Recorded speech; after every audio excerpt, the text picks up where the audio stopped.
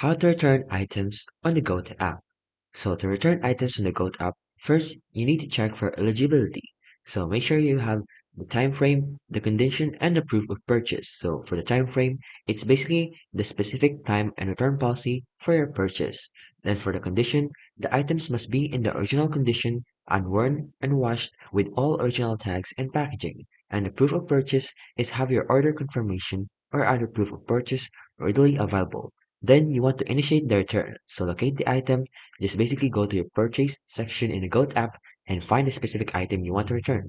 Then simply just return the request by tapping the item and look for the return request on the button.